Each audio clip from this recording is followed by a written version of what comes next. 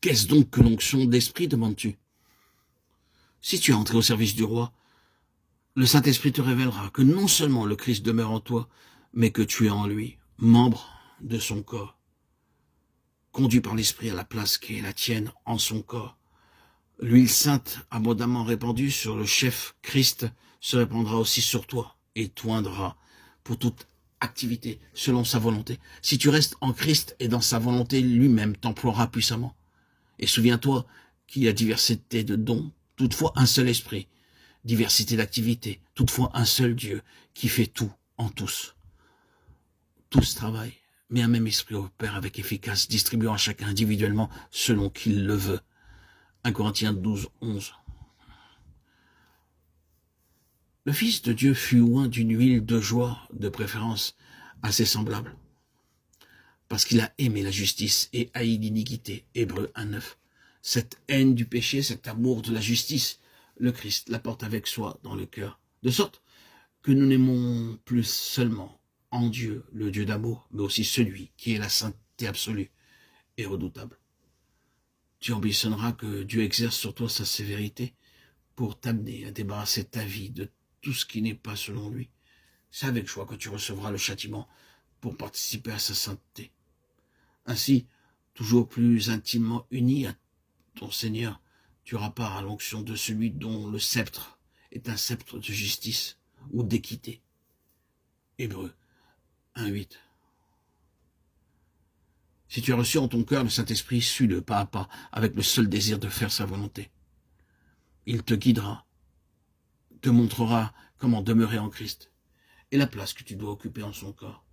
Tu feras alors l'expérience que l'onction que tu as reçue de lui demeure en toi, qu'elle t'enseigne toutes choses et qu'elle est ta vérité. Tu sauras que tu demeures en lui et tu expérimenteras à ton tour que son amour te porte et te conduit. 1 Jean 2, 27.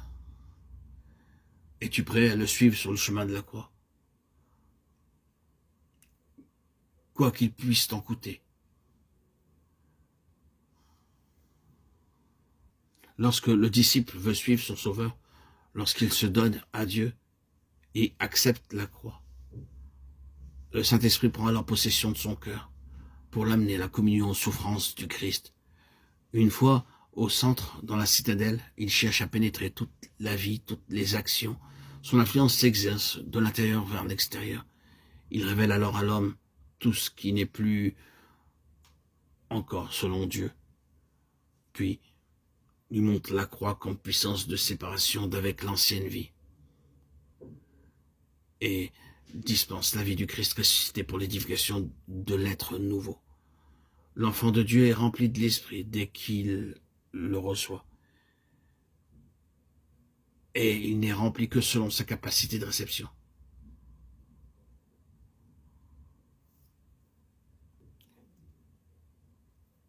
Elle restera telle aussi longtemps que le racheté n'aura pas compris que l'Esprit conduit à la croix.